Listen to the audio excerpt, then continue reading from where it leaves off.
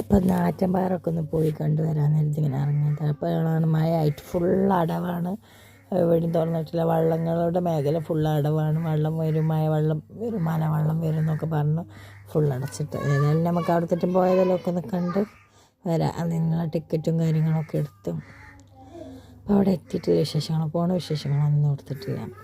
അപ്പോൾ അത് ഞങ്ങളുണ്ട്, കുഞ്ഞിൻ്റെ ഫ്രണ്ടുണ്ട്, ഓരോ വൈഫുണ്ട്, 2 കുട്ടികളുണ്ട്. അപ്പം അങ്ങനെ പോയി പെട്ടെന്ന് അങ്ങനെ പോന്നു. രാത്രി 10 മണിയായപ്പോഴത്തേക്ക് വീട്ടിൽ തിരിച്ചെത്തി.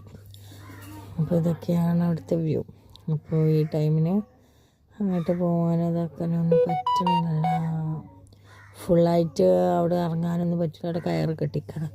അങ്ങോട്ട് ഇറങ്ങിക്കഴിഞ്ഞാൽ വെള്ളം വരും, അതിൽ വീഴും എന്നൊക്കെ പറഞ്ഞ പോലെ അവിടെ ഇറങ്ങാൻ പറ്റില്ല. പക്ഷെ എന്നാലും നമ്മൾ 2 ഫോട്ടോ എടുക്കാമെന്നൊക്കെ വിചാരിച്ച വെള്ളത്തിൻ്റെ അടുത്തേക്കൊക്കെ ഒന്ന് പോയി.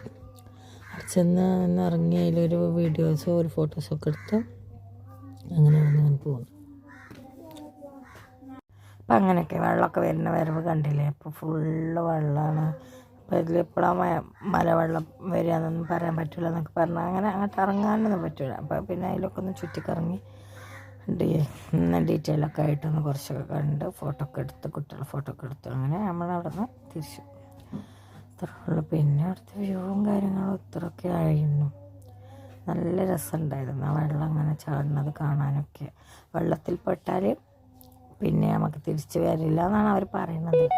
അവിടെ കൂടുതൽ മരണങ്ങളും കാര്യങ്ങളൊക്കെ നടന്നിക്കണമെന്നൊക്കെ പറഞ്ഞ് അങ്ങനെ ആ വെള്ളം അവിടെ എഴുതി വെച്ചിട്ടുണ്ട് ബോർഡ്. അടുത്ത് നിങ്ങളാവാതിരിക്കട്ടെ എന്നൊക്കെ പറഞ്ഞൊരു ബോർഡൊക്കെ ഉണ്ട്.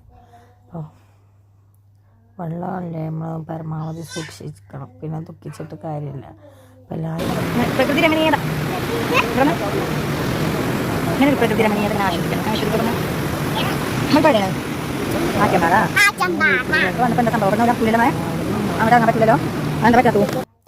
കല്ലൊക്കെ ഇങ്ങനെ കാണാൻ നല്ലൊരു പുഴയൊക്കെ ഉണ്ട്. അപ്പോൾ അവിടെ നിന്നൊക്കെ ഒരു കുളി പാസ്സാക്കി ഞങ്ങളെല്ലാവരും അവിടെ നിന്ന് കയറി. അപ്പോൾ അങ്ങനെയൊക്കെ പിന്നെ ഞങ്ങൾ വണ്ടി കയറി നേരെ വിട്ട് മല്ലികത്തോട്ടത്തേക്ക്, വണ്ടൂരിലെ മല്ലികത്തോട്ടം. അവിടെ പോയി മല്ലികകളൊക്കെ ഒന്ന് കണ്ടു, ഫോട്ടോ ഒക്കെ എടുത്ത് പിന്നെ അവിടെ ചെരുപ്പടിയിലൊക്കെ കയറി. കുട്ടികൾക്കും എനിക്കും എല്ലാവർക്കും ഒരു ചെരുപ്പ് എടുത്തു, ഞങ്ങളൊക്കെ ഒരു ചെരുപ്പ് എടുത്ത് അങ്ങനെ അവിടെ നിന്ന് പെട്ടെന്ന് ഇറങ്ങി. അവിടെ നിന്ന് ഇറങ്ങി നേരെ വിട്ടപ്പോൾ ഞങ്ങൾ കാസാമിക്ക് ഫുഡ് കഴിക്കാൻ പോയതാണ്. അവിടെ പോയിട്ട് ഞങ്ങളൊക്കെ മന്തി, അൽഫാമും കുട്ടികൾക്ക് ഷവായി, മന്തി അങ്ങനെ എന്തൊക്കെ കഴിച്ച് പിന്നെ അത്രയൊക്കെ ഉള്ളത്. ഓക്കെ, ബൈ, അസ്സലാമു അലൈക്കും.